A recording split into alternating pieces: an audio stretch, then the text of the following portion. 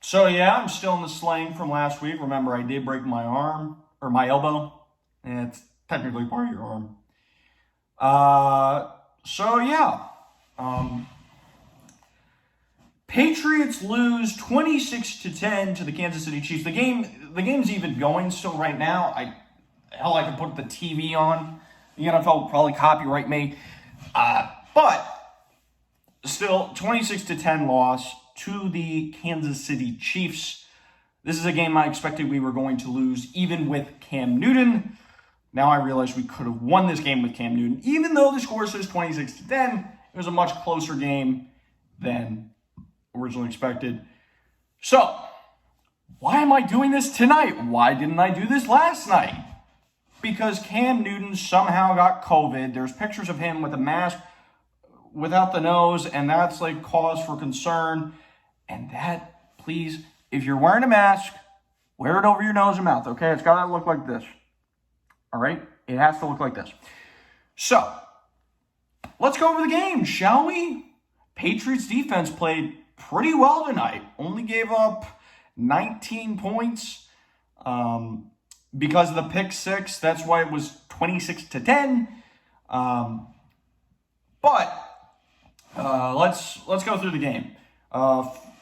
So first off, the Patriots took off at 7:20 this morning and got into Kansas City around noonish. Yeah. Not really a great game day thing, but you know what? And we're in the age of COVID. I'm glad this wasn't postponed. I would have rather gotten this game done today than having to wait 2 weeks and a potentially drawn out bye-week scenario. Also, Hoyer needs to get cut tomorrow. All right, he played terrible. He took terrible sacks at the end of the half, and at the start of the second half, 2 plays where we should have gotten some points, but we did not. And then putting Cinnamon in the end of the game, he's going to be our backup for the future next week because Cam has to test negative twice. And since he can probably only get those PCR tests every other day, it could be Friday before he's allowed to go back to the facility. And once he does, well, it's going to be you're there for Friday, you're there for Saturday walkthrough, and then you're there Sunday. So it might not be a lot of Cam on Sunday. They're probably just going to go with Stidham. We are going into the bye week. In 2 weeks is week 6. Then we've got the 49ers, the Bills, the Jets, and then who else?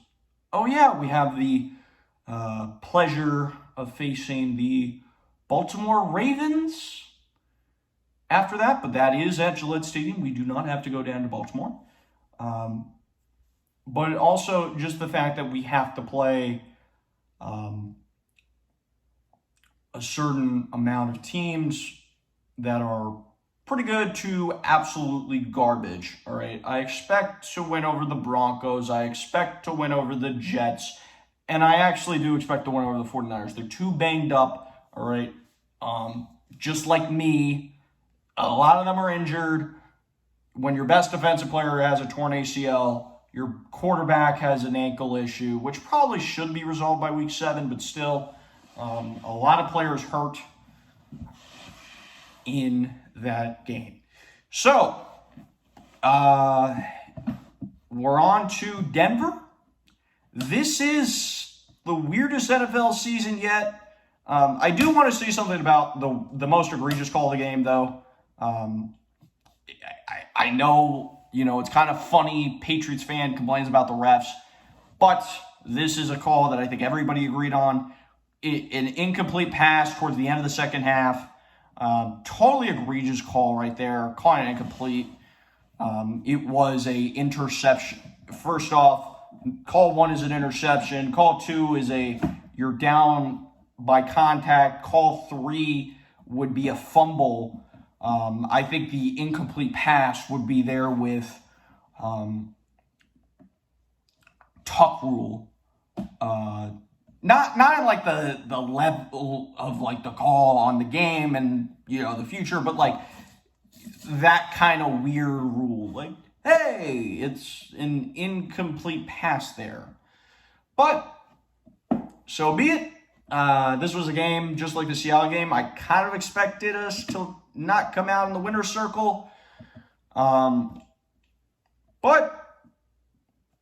we did, I guess, okay given the circumstances. The game moving a day, the flying on a plane in the morning, it's weird.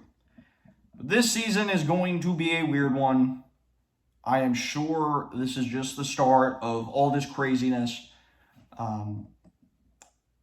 But I will see you guys next week.